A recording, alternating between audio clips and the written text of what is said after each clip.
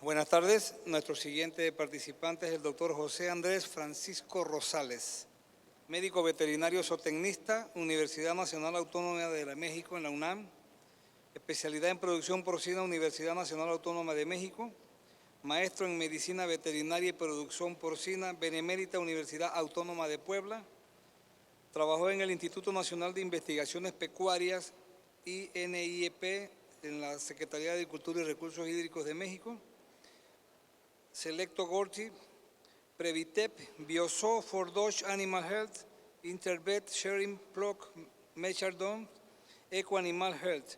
Alrededor de 95 trabajos presentados en congresos de especialistas, tanto nacionales, AMB, UNAM, como internacionales en Colombia, Costa Rica, Guatemala, Panamá, República Dominicana, Venezuela, y en la Asociación Internacional de Veterinarios en Porcino, IPVS.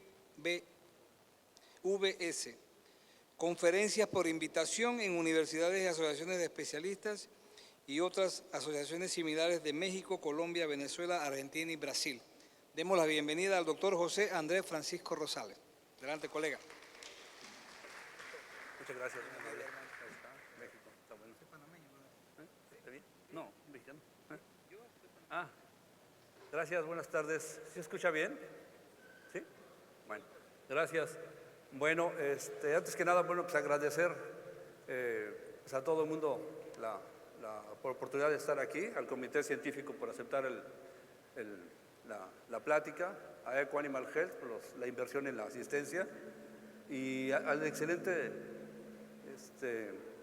la proyección y el sonido, que creo que es bastante eficiente. A veces cuesta un poco de trabajo. ¿No se está duplicando, creo, el sonido? Sí, ¿verdad? ¿Apagaremos este? ¿Se está duplicando el sonido, creo? Sí, ¿verdad? ¿Hay algún eco o algo por ahí? Bueno,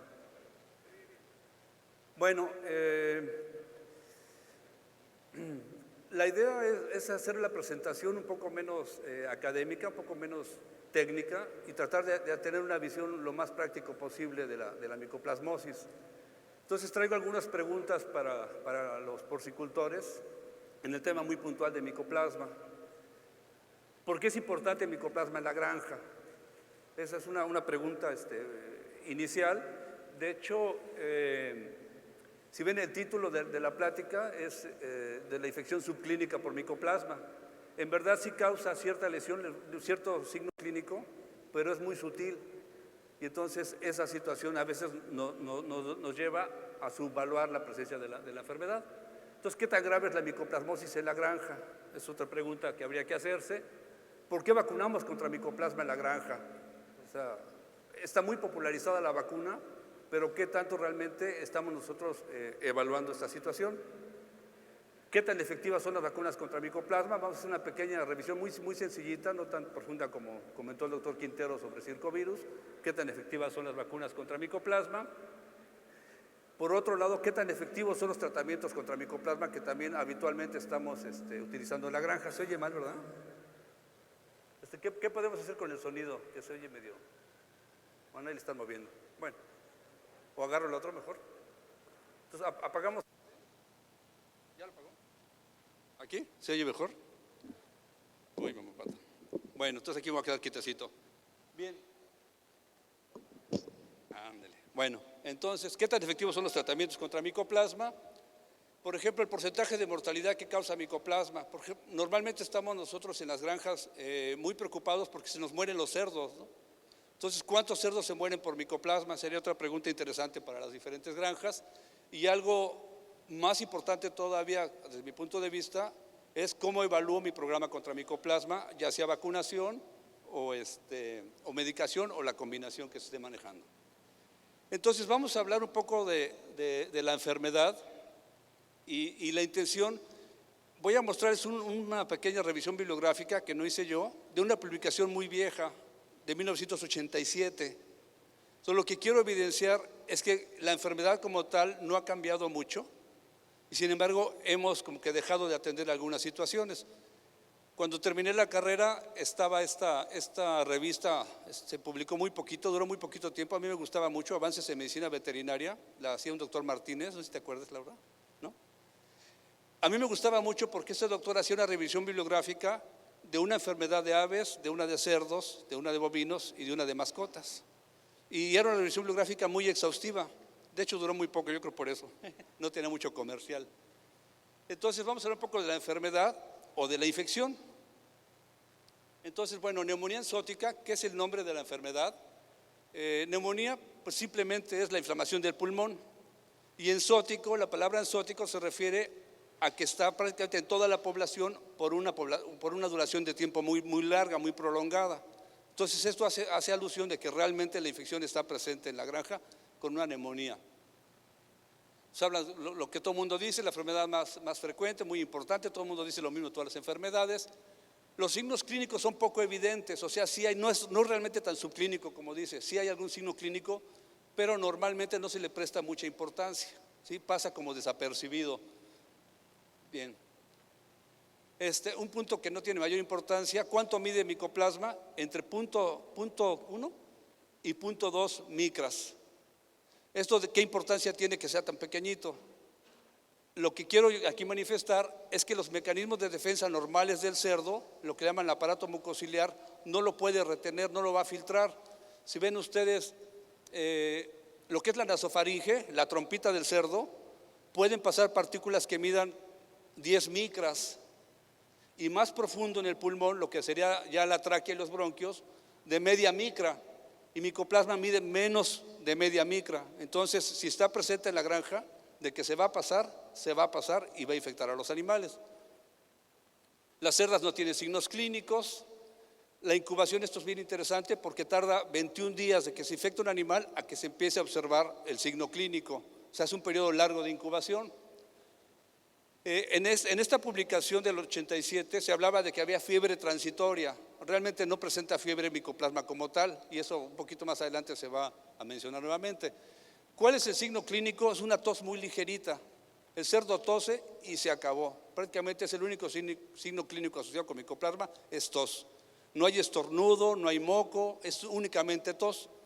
Y a veces estamos tan acostumbrados a que los cerdos tosan que pasa desapercibido, ¿sí? Esto más o menos tarda entre 3 y 5 semanas. Si hubiera una infección pura, es lo que tardaría el cerdito tosiendo. Bien.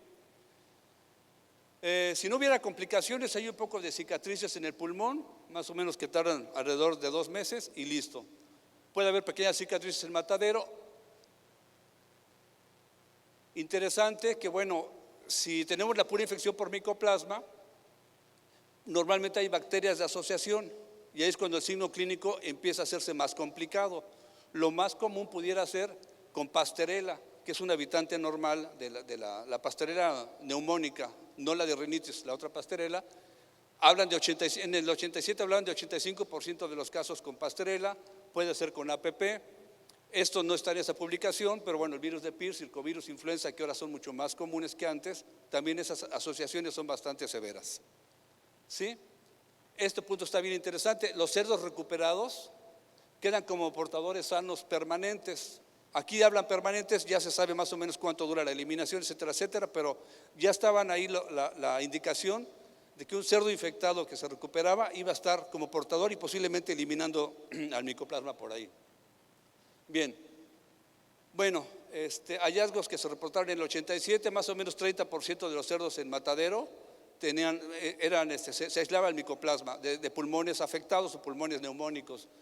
Y de cerdos sanos o de pulmones sanos, hasta 12% reportaban aislamiento de micoplasma y neumonía. O sea, la frecuencia estaba bastante severa. Aquí habla de que puede sobrevivir por lo menos 2 años en los cerdos recuperados. Ya hay reportes mucho más recientes que hablan más o menos de 35 semanas, lo que está un cerdo eliminando el micoplasma. No es tanto tiempo, pero bueno. Las lesiones neumónicas son más frecuentes en lechones. Obviamente, si tienen diarrea, pues eso compromete todo el proceso de inmunidad y entonces son más severos los cuadros. Pero este dato es bien interesante. No traigo punto verde, pero traigo esta parvarita para acá. Eso. Hijos de primerizas. Ya se hablaba en el 87 que los hijos de lechones de primerizas eran ahí como el punto medular de la enfermedad, y sobre eso estamos trabajando ahorita precisamente, en las primerizas y sus hijos. ¿Sí? Ellos tenían las lesiones neumónicas más frecuentes. Bien, más. Entonces mencionaba esa revisión bibliográfica que aparentemente en este tiempo, en el 87, aún no había vacunas contra micoplasma, salieron al mercado en el 90 aproximadamente. Entonces en el 87 hablaban de que la solución más práctica y económica era tal vez medicar como un tratamiento preventivo. Y mencionaban en esa revisión muy puntual la tiamulina, con concentración mínima inhibitoria de 0.02 a 0.04 microgramos por mililitro como la dosis adecuada para matar micoplasma in vitro. Más adelante les voy a mostrar datos cómo ese valor ha cambiado. Hablaba, por ejemplo, de la clortetraciclina. Este es un tema, a mí me llama mucho la atención, porque en general en el medio la gente dice que usa tetraciclina o oxicloro o doxiciclina, porque también tiene efectos sobre micoplasma. Y los libros de farmacología, en toda la lista, a veces mencionan a micoplasma por ahí, pero vean la concentración que se manejaba en el 87 de 40 microgramos por mililitro, y ahí mismo reportan que en el 70 estaba sobre 5 microgramos. O sea, son dosis muy altas y realmente comparado ahí con tiamulina, pues no tenía nada que hacer. Y esto se mantiene todavía vigente. Realmente las tetraciclinas no tienen un efecto importante sobre micoplasma. Bien. Sinergias antibióticas, obviamente, entre más complicado era el asunto, habría que usar tal vez algunas mezclas o algunas situaciones por ahí para poder ser más eficientes. Y reportan, por ejemplo, esto está muy interesante, finalmente sí se ve un efecto en productividad al utilizar tiamulina con clor o versus clortetraciclina sola. Hablan de ganancia diaria de peso y de conversión, donde sí se veía algún efecto positivo en productividad. Bien. Finalmente, en esta revisión del 87 hablaba que los tratamientos curativos tendrían que considerar en qué momento de la infección estaba la población que se iba a tratar. Hablando, por ejemplo, de una situación de microscopía de histopatología, si había una neumonía proliferativa, que es lo normal de micoplasma solo, sería un tratamiento inicial con un antibiótico muy puntual sobre micoplasma. Si hubiera ya una combinación micoplasma-pastorela, tendría que ser un estadio intermedio con una combinación de antibióticos, o algo más complicado como bronconeumonía supurativa, tendría que ser una estrategia medicamentosa diferente. Bien, cambiando de autor, esta es una revisión bibliográfica de la doctora Eileen Tucker, que no tiene el año de publicación, por eso es que no está allá bajito la publicación, pero bueno, toda esta información es de ella. Hablaba del tamaño, que ya lo comentamos. Muy importante, coloniza células ciliadas epiteliales en el tracto respiratorio. ¿Esto qué quiere decir? Justamente esto, que micoplasma como tal reside afuera del cerdo, aquí está, no infecta sistémicamente, lo cual quiere decir que la implicación para sus mecanismos de causar enfermedad, para detectar su presencia y para la respuesta inmune son diferentes comparados con microorganismos que se hacen infección sistémica. Y esto cambia completamente la manera de poder ir evaluando o ir definiendo cómo está micoplasma en la granja. Bien. Ok, es un patógeno primario que puede causar infección por sí sola. ¿Qué infección? La neumonía, la tos. Eso es importante. Esa es la famosa neumonía enzótica. Siendo bacteria, para que se manifieste la enfermedad necesita una cantidad importante de bacterias que se vayan multiplicando a lo largo del tiempo. Por eso el periodo de incubación es relativamente largo. ¿Sí? Eso a diferencia de los virus, que sí llegan a causar con pocos virus una enfermedad como tal. La transmisión normalmente es por contacto directo de animales infectados a animales susceptibles. La infección aerógena, hay autores que dicen que sí, hay autores que dicen que no. Definitivamente yo creo que hay que considerar que sí es posible la difusión por aire de granja a granja. Hay modelos que lo han definido de esa manera. Entonces, como les decía, crece muy despacio, puede ser más o menos 21 días el periodo de incubación para que se manifieste la enfermedad clínica. Por eso es que avanza muy despacio la enfermedad en las granjas. A nivel experimental, reporta la doctora Tucker que cuando ella en sus modelos que llegó a montar, que hizo muchos desafíos, tardaba entre 7 y 10 días para que se manifestara la tos, que es el signo clínico principal de micoplasma, y hasta 30 días después de la infección para realmente ver a los animales bastante enfermos, lo que sería un brote como tal en infección experimental, que no se llega a presentar habitualmente a nivel de campo. ¿Ok? Entonces ya les decía, el único signo clínico básicamente es la famosa tos. Ya en esta situación reporta que la fiebre como tal y dificultad respiratoria, o sea, el famoso brinco que vemos en los animales, no es causado por micoplasma. Si hay fiebre, definitivamente puede que esté micoplasma involucrado o no, pero no va a ser puro, va a ser ya tal vez alguna combinación con algún otro agente. ¿Sí? Bien. Ok, entonces la transmisión habitual es de la cerda a sus lechones, ¿sí? Pero no infecta a todos simultáneamente, sino que esto es muy gradual, va avanzando muy despacio, muy despacio, muy despacio. Entonces, cuando nosotros destetamos a los animales, tenemos poca cantidad de cerdos tosiendo, y conforme va avanzando el tiempo, ya se empieza a generalizar un poquito la situación de tos en la población. No es, a lo que se refiere esto es que no es un brote explosivo, sino que es muy sutil, muy sutil, muy sutil, avanza muy despacito y a veces pasa desapercibido por nosotros en la granja y no le tomamos tanto aprecio. Bien, normalmente dentro del corral, en una unidad como tal, las bacterias son transmitidas vía aerógena por aerosol de la cerda a los lechones o de los lechones infectados, de los poquitos infectados al destete hacia sus compañeros de corral, y poco a poco se va manifestando la situación de tos. Y entonces cuando se puede llegar a presentar como un brote, pero no es tan explosivo como si fuera una cuestión viral, es algo muy sutil, que básicamente lo que vemos es cuando se junta la cantidad de bacterias adecuadas y el momento de la infección se va dando, entonces puede haber coinfecciones y ya se da la situación de la enfermedad como tal. Bien, entonces esta es la parte esencial de la enfermedad, debido a que básicamente infecta la punta de los cilios en el tracto respiratorio profundo, tiene poco contacto micoplasma con el sistema inmune, que estamos nosotros muy habituados a evaluar por pruebas de ELISA, inmunidad humoral, y resulta que micoplasma principalmente o primariamente estimula inmunidad celular. Entonces eso a veces nos cuesta un poco de trabajo poderlo nosotros evidenciar. Entonces, en el caso de micoplasma, la respuesta inmune es muy despacio, avanza muy despacito, muy lento, y es difícil de medir por lo que les comento, que es más inmunidad celular, y la inmunidad humoral tarda un poco más de tiempo en poderse observar. Entonces, tener siempre presente que es un patógeno de la mucosa respiratoria y es extracelular, ¿sí? No infecta adentro de las células, y eso es lo que nos cuesta trabajo para poder nosotros demostrar por pruebas de ELISA con mucha con facilidad de hacer el análisis del resultado. Bien, ok, entonces esto ya lo comentamos. Se habla básicamente entonces de que las inmunoglobulinas de tipo A, la IgA que está presente en el pulmón, puede tener cierta inmunidad protectiva, pero no está muy claro esta situación. Existe cierta correlación con inmunoglobulina G en el pulmón, directamente en el pulmón, pero no humoral como tal para el control. Pero sí mencionaba la doctora Tucker que no existía ninguna correlación directa entre anticuerpos y la situación de micoplasma. Entonces eso cuesta trabajo poder definir cómo van avanzando las situaciones en campo. Bien, entonces las interacciones son el impacto más importante. Obviamente reporta la doctora Tucker algo muy claro con PIRS, con circovirus, con Aujeszky, puede presentarse en los países donde aún hay Aujeszky.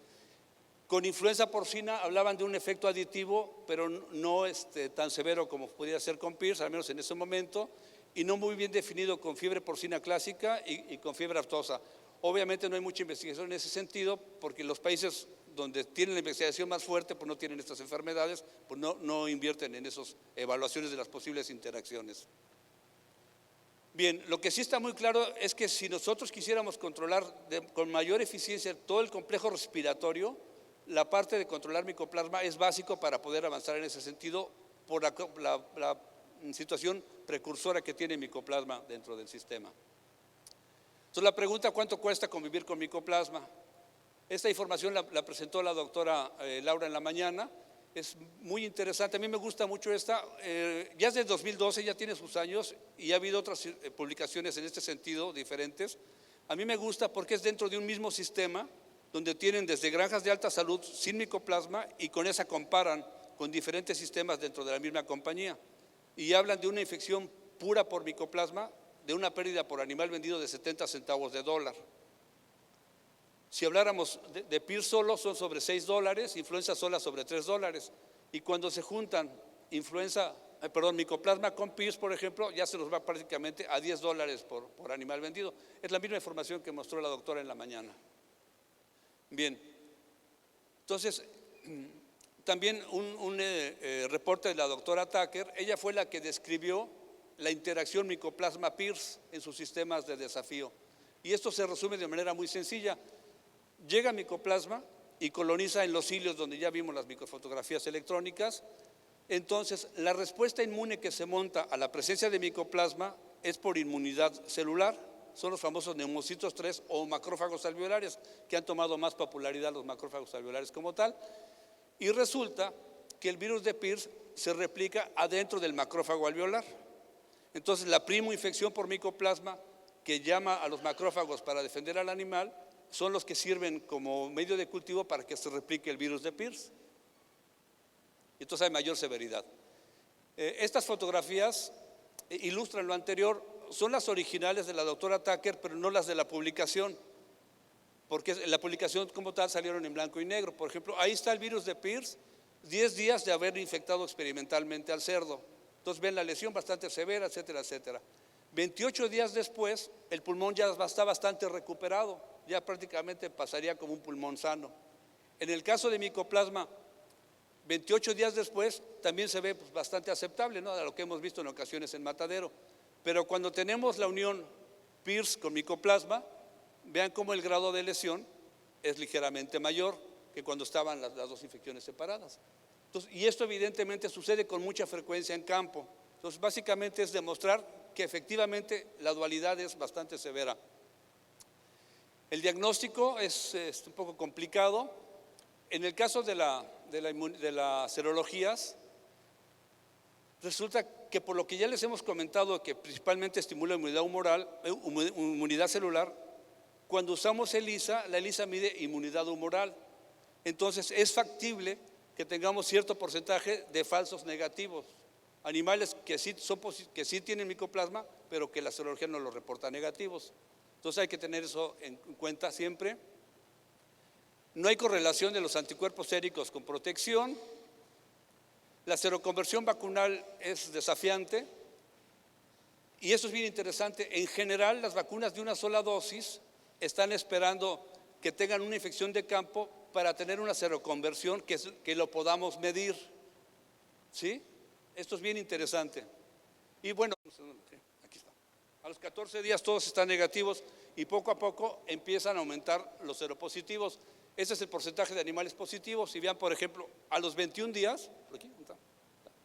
No sé, bueno, a los 21 días la prueba de IDEXX es ligeramente menor en reportar positividad comparada con BioCheck y con DACO.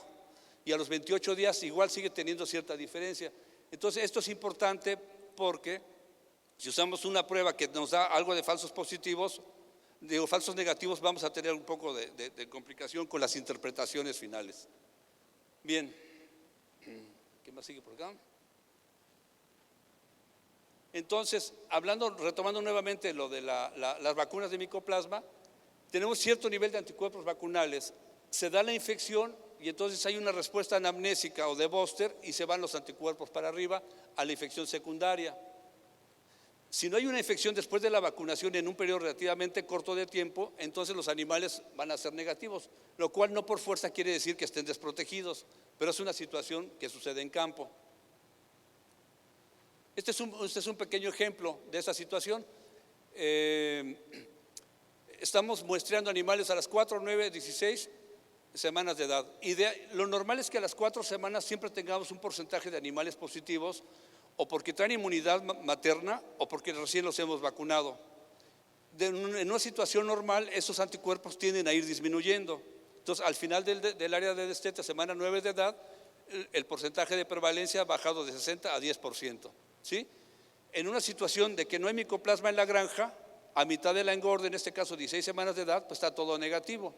Y si nosotros al final del engorde vemos un incremento en anticuerpos, vacunados o no, eso nos indica que esos animales han tenido contacto con el micoplasma de campo, que es lo que se muestra aquí. ¿Sí? Hay una infección y entonces los anticuerpos se van para arriba. ¿Sí? Esto es serología de DACO. Bien. Vamos a ver, por acá. La parte de PCR, bueno, entonces ahora combinamos las ELISAs para inmunidad humoral y el PCR para detectar el antígeno, presencia de la bacteria. Se pueden hacer los hisopados que iniciaron haciéndose nasales. Se vio que había muchos falsos negativos, entonces nos fuimos un poquito más profundos a hacer los laringios, y ahora como también había cierto porcentaje de animales negativos, se están haciendo un poquito más profundos. Están también los exudados orales o fluidos orales, que básicamente es saliva.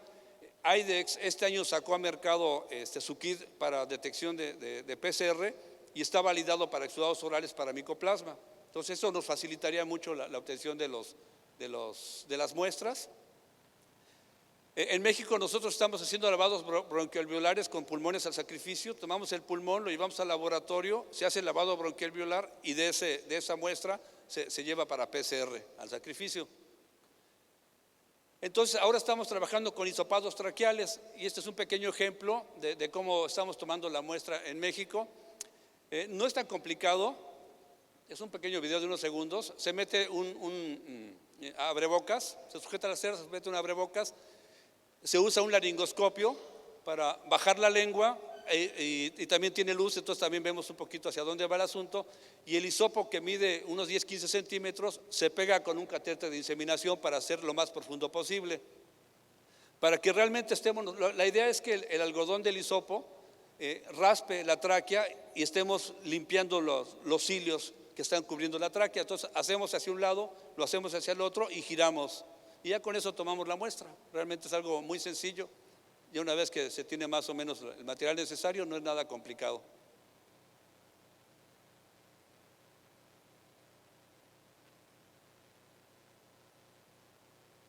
Y ya.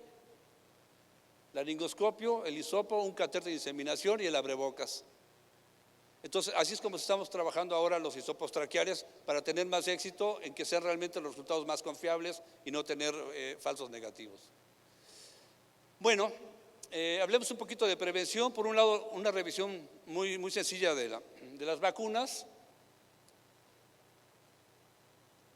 Idealmente tener protocolos específicos de vacunación por granja. Como comentaba el doctor Quintero de Circovirus, pues viene siendo, debiera de ser lo ideal para todas las granjas, tener situaciones muy puntuales de cómo está la situación de la enfermedad y qué es lo que a nosotros nos conviene.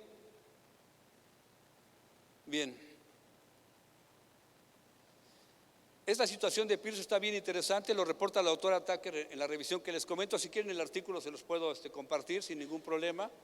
Ella habla muy puntual que el virus de Pierce americano, ya sea de campo o vacunal, definitivamente afecta la eficiencia de la vacuna, de campo o vacunal, el Pierce americano, pero el Pierce europeo se comporta diferente. Ella reporta que no redujo la eficiencia de la vacuna contra micoplasma el virus de Pierce europeo, ¿sí? Y de igual manera tampoco altera el sistema inmune a nivel de tejido pulmonar. Entonces es un comportamiento diferente del origen de un virus de Pierce o del otro virus de Pierce, ¿sí? Tanto vacunal como de campo. La parte de circovirus ya la comentaron. Definitivamente los anticuerpos maternales tienen la capacidad de interferir con una buena respuesta a la vacunación. Entonces habría que esperar cierto tiempo para poder hacer la aplicación de la vacuna. Existe vacuna de 2 dosis, vacunas de 1 dosis. ¿Cuál vamos a utilizar en la granja? En términos generales, una pequeña guía dice que si la enfermedad respiratoria en mi sistema, sobre todo en las engordas, es importante, tengo mucho problema respiratorio, lo mejor sería utilizar 2 dosis. Si tenemos virus de Pierce circulando en las cerdas o en el lechón destetado, en el área de destete, en el sitio 2, entre 3 y 10 semanas, también sería adecuado usar un programa de 2 dosis. Si tengo un sitio de producción y un flujo continuo, una granja tradicional, un programa de 2 dosis sería más adecuado.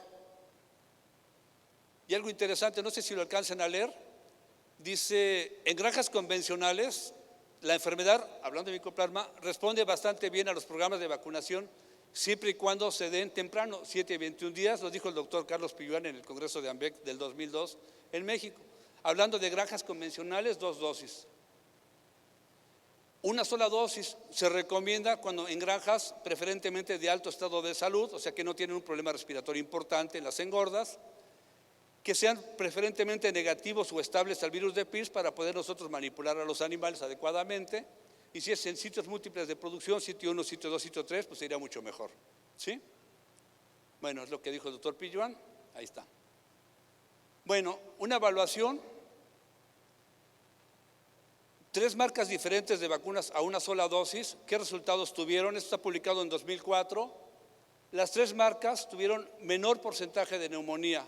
O sea, lesiones en pulmón y matadero, las 3 tuvieron menor. La presencia de anticuerpos maternales en una de las vacunas que pusieron con anticuerpos maternos sí tuvo menor nivel de estimulación inmune, hubo menos anticuerpos vacunales. En las 3 se encontraron altos niveles de inmunoglobulina G en el lavado bronquialveolar, en los pulmones. Hubo significativa reducción en la cantidad de bacterias, ahorita les muestro esta parte. El porcentaje de neumonía fue similar entre las 3 vacunas. ¿Sí? La lesión pulmonar al matadero, las 3 vacunas tuvieron el mismo comportamiento. Algo interesante, que la concentración de bacterias puede no tener relación con la neumonía, según el resultado de este análisis.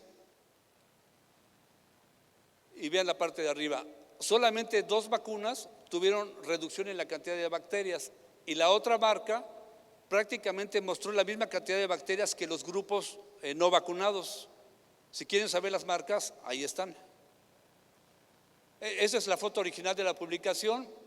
Vean ustedes, el porcentaje de neumonía 0.5, 1.6, 1.2 son similares las 3 marcas, incluso el grupo 4, que es el que tuvo los anticuerpos maternales con 0.5, comparado con el grupo 5, que es el no vacunado, con una lesión en valores de 7.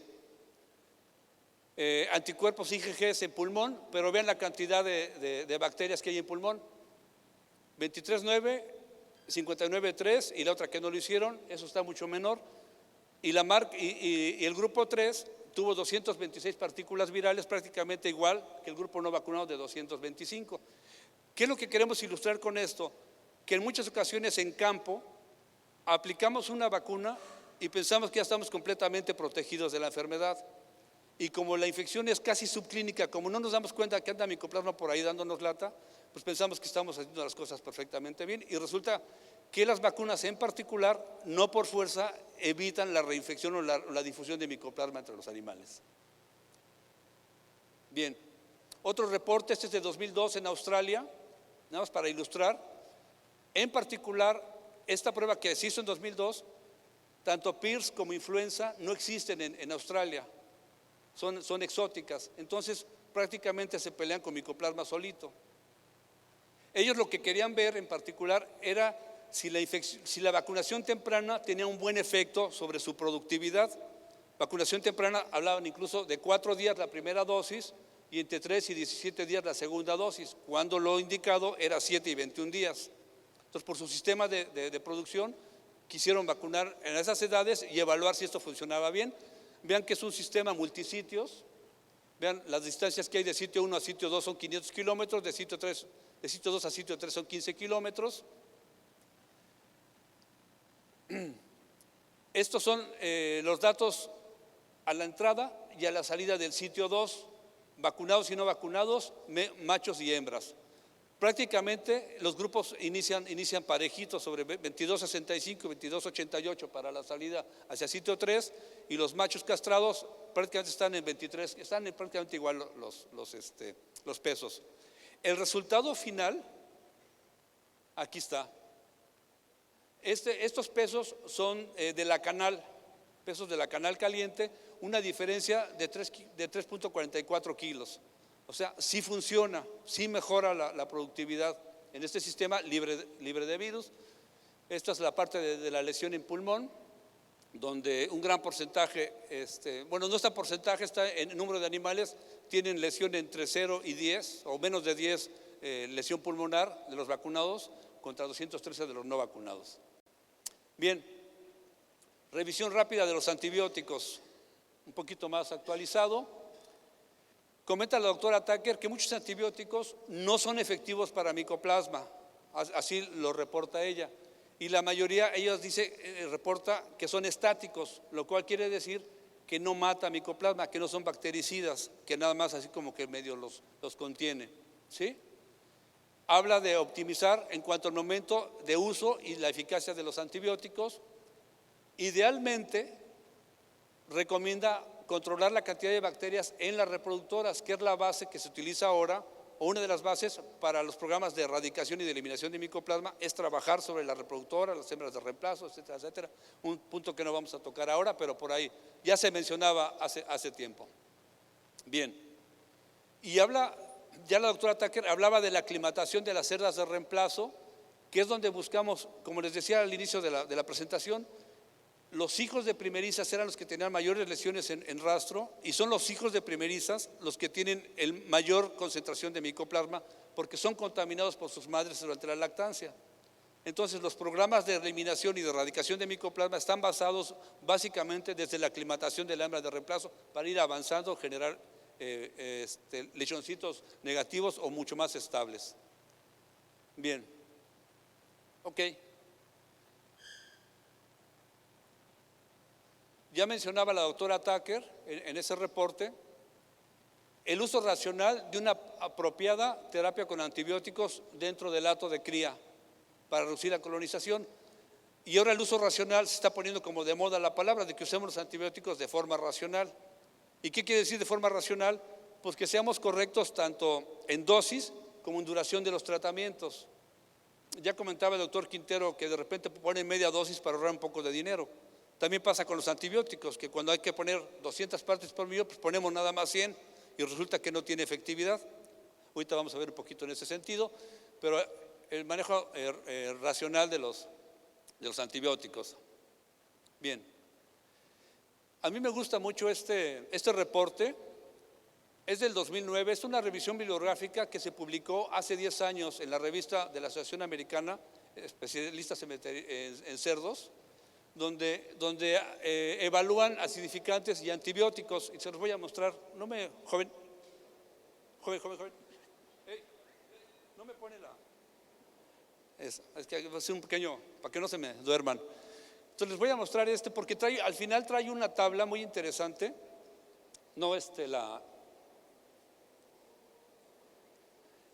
donde muestra, es una tabla que hicieron, son los antibióticos que estaban autorizados por USDA para usarse en el alimento de los cerdos en 2009 esa tabla está hecha básicamente para los tiempos de retiro. ¿Sí le mueven la tabla? Más. Si quieren esto también se los damos. Ahí está. Entonces son los antibióticos que están autorizados en 2009 para darse en el alimento. Vienen en orden alfabético. A mí me gusta porque vienen las indicaciones, aquí, la indicación, la dosis en partes por millón o gramos por tonelada y el periodo de retiro. Pero yo lo que quiero ilustrar aquí es que en esta relación, ahorita vemos los demás antibióticos, el único que tiene indicación puntual para micoplasma es la lincomicina, a 200 partes por millón, no sé si lo alcancen a ver, aquí está bajito, ahí está. Para reducir la severidad de la neumonía por micoplasma a 200 partes por millón. Joven, ¿sí le avanzan los otros? Y si vemos los otros antibióticos, más, ahí está. Tiamulina, tilosina, tilmicosina, etcétera, etcétera, no tienen indicación contra micoplasma. Entonces esto es bien importante porque son muy populares y se utilizan porque en campo se cree que nos van a ayudar y sí nos ayudan, pero requieren de dosis más altas. Listo, ¿sí regresamos, por favor? Entonces, esto es básicamente para ilustrar esa situación. La información ahí está, pero en ocasiones no la revisamos o no la analizamos y nos vamos con las rutinas de la situación. Ahí viene, no se desesperen. Ahí está. ¿Me da la siguiente? No, yo se lo doy. Ok. Entonces, este es un trabajo de concentración mínima inhibitoria publicado en 2014 en España, donde concluyen que la tilvalocina mostró actividad bactericida contra micoplasma. Esto es interesante porque previamente les mostraba que la doctora Tucker hablaba de que no mataban a las bacterias. Este reporte ya menciona a un antibiótico con actividad micoplasmicida. Este es el resultado. Esta tabla a mí no me gusta mucho porque son demasiados números y divide de los 20 aislamientos que ellos evaluaron contra una serie de antibióticos, divide el total, aislamientos continentales, aislamientos de las Islas Canarias, y vean el valor, está en 0.06. A mí me gusta más esta otra, que es muy parecida. Esto es de Corea, publicado en 2016, donde muestra también concentración mínima inhibitoria. La parte de arriba es Mycoplasma pneumoniae, la parte de abajo es Mycoplasma rhinnis, contra 5 antibióticos. Y si ven el MIC-90, es el mismo que se reportaba en España, 0.06 para tilvalocina. La que le sigue es la tiamulina, con 0.12. Si se acuerdan, cuando empezamos la conferencia, reportaban en el 87 la tiamulina entre 0.02 y 0.04, y eso ha ido cambiando a lo largo de los años, donde aquí la reportan con 0.12, lincomicina con 0.5, la clor, ya les comentaba, la clor con 64 evidentemente no tiene un efecto importante, y luego la tilmicosina. Bien. Entonces, yo me permití hacer una revisión de las etiquetas, de las indicaciones de etiqueta de los productos originales, porque finalmente esa concentración mínima inhibitoria se refleja directamente en las dosis de inclusión que recomiendan los diferentes proveedores.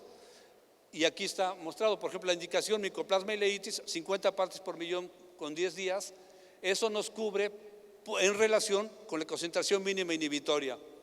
Si ven la lincomicina con 200 partes por millón para micoplasma con 21 días, en muchas operaciones nos encontramos que trabajan 100 partes por millón, pero ese nivel le va a controlar bien ileitis y no les va a controlar micoplasma. Entonces es bien importante tener estas situaciones en campo, en mente, para poder hacer dosificaciones adecuadas en tiempo y en dosis.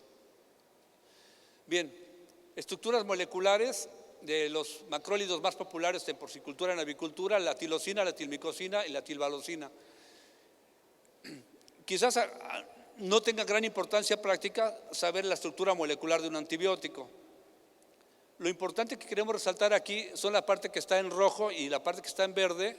Ese par de radicales, el acetil isovaleril, le da la capacidad al antibiótico de penetrar a las células, que es lo que se muestra en esta gráfica. Las mismas sales se presentan in vitro con un cultivo de enterocitos y miden cuánta cantidad de antibiótico hay adentro de las células a las 4 y a las 24 horas. Y claramente se ve que ese par de radicales le dan la capacidad al antibiótico de penetración tanto a las 4 como a las 24 horas. Eso le facilita al antibiótico llegar, hacer su función, matar a la bacteria y retirarse. Esa es la razón por la cual la tilvalocina se maneja ya con 0 días de retiro, porque rápidamente se elimina también. Voy a platicarles a nivel práctico 4 casos de campo que hemos tenido oportunidad de trabajar en México. Esta es una empresa integrada que se había repoblado con animales negativos a micoplasma y nos dice: oye, Francisco, fíjate que los cerdos los traigo negativos del sitio 2 y en el sitio 3 se me infectan con micoplasma y yo quiero quitar micoplasma para mejorar mi desempeño productivo. Y voy yo bien confiado, le digo: pues sí, eso está muy sencillo, vamos a medicar por 21 días a todos los animales del sitio 3 y a los que vayan viniendo de sitio 2 a sitio 3. Bueno, vamos a hacerlo. Lo hicimos en el 2016, del 3 al 26 de agosto, a todos los cerdos del sitio 3, a los cerdos del sitio 2, y seguían con su vacunación monodosis. Eso ya lo vimos. Entonces, estos sueros yo mismo los tomé. Creo que fue un día martes y el alimento medicado llegaba el siguiente jueves, el siguiente viernes de esa misma semana. Y resulta que los animales que venían del sitio 2, ese día llegaron al sitio 3 y no venían negativos. 25% de los animales venían ya positivos a micoplasma. Y si se dan cuenta, nosotros les platicábamos hace rato que micoplasma difunde muy despacio, muy lento, etcétera, etcétera, y se ve casi al final del engorde. En este sistema no era así. Ya a las 15 semanas de edad prácticamente el 90% de los animales ya estaban positivos. Entonces, pues ya llegaron los animales, reportamos esto. Obviamente no lo tenían ellos en mente así, porque toda su serología previa le estaban trabajando con una marca que es menos eficiente para la detección de los positivos. Y entonces nosotros trabajamos con DACO y eso ya nos hizo un poco de ruido ahí. Bien, 3 semanas después hicimos exactamente el mismo muestreo, poquito antes de terminar la medicación. Claramente se ve, si ven por ejemplo, es la parte en rojo, el 21 días después de la medicación, casi no se movió el nivel de positivos de cómo llegaron a las 11 semanas y a las 15, cuando ya estaban en 90%. Lo interesante de esto, si bien no logramos el cometido original, los animales de 11 semanas de la columna roja los hicimos centinelas. Identificamos en la oreja y a los mismos cerditos los fuimos sangrando cada 21 días hasta que se fueron a sacrificio. Y esto es lo que se reportó. Definitivamente se vio cómo se recorrió la infección por micoplasma hacia el engorde con 21 días de medicación. Terminando la medicación no se volvió a medicar con tilvalocina, nada más fueron esos 21 días, ya los animales siguieron exactamente igual. Y sí se ve cómo la infección la logramos recorrer hacia afuera. Los animales salieron en diciembre, teníamos que haber hecho otras cosas, no se pudieron dar seguimiento, ahí terminó esta evaluación. En enero íbamos a seguir con otras acciones en este sentido, pero se infectaron de PET y hasta ahí llegamos en este punto. El caso 2 es una empresa de 5,000 hembras en producción que también habían repoblado también con una genética negativa a micoplasma. Sin embargo, estaban teniendo algunas alteraciones, no tanto en bajas totales, pero sí estaban perdiendo eficiencia productiva. Se hizo diagnóstico de infección por micoplasma con la ELISA de IDEXX. Cuando ellos pensaban que eran negativos, no se dieron cuenta cuándo se infectaron. O sea, como no hay un signo clínico muy claro, ellos asumían que seguían siendo negativos a micoplasma. Entonces, esta es la serología de los 3 sitios 1, el sitio 1 multiplicador y los 2 comerciales. Evidentemente se ve el nivel mucho más alto en las cerdas antes de primer parto y primer parto, y un poquito en las más viejas, cuarto y quinto parto. Y un comportamiento muy normal de las engordas es lo que vemos aquí en cuanto a las semanas, que a partir de la semana 19 se nos va para arriba los anticuerpos por micoplasma, ¿no? Este es un comportamiento un poquito más normal, digamos. Entonces se da el diagnóstico positivo a micoplasma. Este es un pequeño resumen de lo que se hizo. Básicamente lo que se hizo con la tilvalocina es medicar a toda la población simultánea durante 10 días. Se descansa 21 días, que es el periodo de incubación de micoplasma, y se repite nuevamente 10 días a toda la población, incluyendo a las cerdas gestantes y lactantes. Aquí dice 6 semanas después, porque en verdad se empezó antes de esto, durante 6 semanas, a todas las cerdas que llegaban a parir, 2 días antes del parto se inyectaba con Daraxin, 2.5 miligramos por kilo de peso, para tratar de bajar la carga de micoplasma de la cerda a su camada. Se hizo 6 semanas antes. Bueno, este es el resultado productivo. Nosotros hicimos la medicación agosto y septiembre de 2014 y estos datos productivos son enero, febrero, marzo 2014 contra enero, febrero, marzo 2015. Sí, o sea, hicimos un intervalo, un tiempo intermedio para hacer la evaluación productiva. 26 gramos más de ganancia diaria de peso, que esto representó 3.2 kilos más, con 2 días menos a sacrificio. Son 450,000 kilos. Algo bien interesante, bajas totales, micoplasma no mata cerdos en realidad. Todas las bajas totales bajaron nada más en 1.33%. Realmente no es por ahí el asunto, es en productividad como nos afecta micoplasma. El análisis económico, lo que se gastó en el alimento, lo que se gastó en el agua, lo que se gastó con el Daraxin inyectado, sobre 900,000 pesos mexicanos. El retorno de la inversión, considerando el costo total de producción por kilo de cerdo sobre 19 pesos, menos el precio de venta, quedó de margen casi 6 pesos por animal, no por kilo, que representó 2.700.000 en el trimestre o 900,000 pesos en el mes. O sea, en productividad sí se paga la medicación, incluyendo agua, alimento y la cuestión parenteral. Bien, este es el programa original que manejamos siempre con el producto. Es tres medicaciones a lo largo de la vida del cerdo. La primera en el destete, para tratar de controlar la difusión de los hijos de primerizas a los otros lechones. Normalmente lo manejamos en el agua. Posteriormente manejamos un filtro ya en el alimento entre semana 10, semana 11, cuando pasan de sitio 2 a sitio 3. Y posteriormente sobre la mitad del engorde, semana 15, 16, una segunda medicación. En este caso se hizo todo en el agua. Los datos productivos son dos flujos de producción o dos evaluaciones, lo que llamaron piara anterior y última piara, el grupo con valocin, el grupo con el control. Básicamente los parámetros a evaluar: el peso promedio de venta, la conversión y la edad de venta. La ganancia diaria de peso en esta evaluación en particular no se considera, pero fueron sobre 23, 26 gramos también. Esto está en dólares, sin restar el costo de la medicación. Los ingresos adicionales entre el grupo tratado y el grupo control, en el primero fueron sobre $23,000, 23,800, y en el segundo $24,800 por mejora en el desempeño productivo. Aquí había que restar el costo de la medicación, pero como quiera, sí es una buena cantidad de dinero que queda al controlar. Y es bien importante, el mismo programa de medicación controla eficientemente tanto micoplasma como ileitis. Entonces, aquí no podemos discernir si estos valores son solo por micoplasma o solo por ileitis, porque al final el programa controla las dos, que son básicamente de tipo subclínico. Bien, el cuarto caso, esto es de este año, reportan cuadros de diarreas que no están diagnosticadas. Se asume que es ileitis, pero realmente no está diagnosticado. Finalmente lo que deciden es, vamos a trabajar con este producto, a ver qué tanto podemos mejorar. Originalmente estaban con este programa, con tilosina. Adicional a la tilosina deciden meter, igual el programa normal, 1 kilo por tonelada de la semana 20 en adelante. Durante la semana 20 meten 1 kilo por tonelada por 10 días para controlar estos procesos digestivos, y este es el reporte de resultados. Perdón, vamos a regresarnos. Ahí está. Entonces, caemos nuevamente, insistimos, la mortalidad no es importante, el control, 0.9 nada más. Estamos comparando aquí 12 lotes previos de sitio 3 contra 6 lotes ya medicados. Este es un sitio 1 de 10,000 hembras.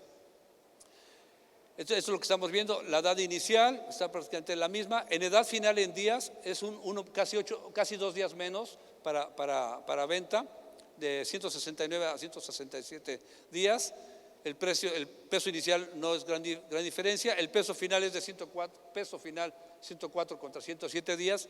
Y la ganancia de peso, que es como ellos evaluaron aquí la ganancia de peso en sitio, que es el sitio 3, hablan prácticamente de 4 kilos y una mejora en conversión alimenticia de 0.15.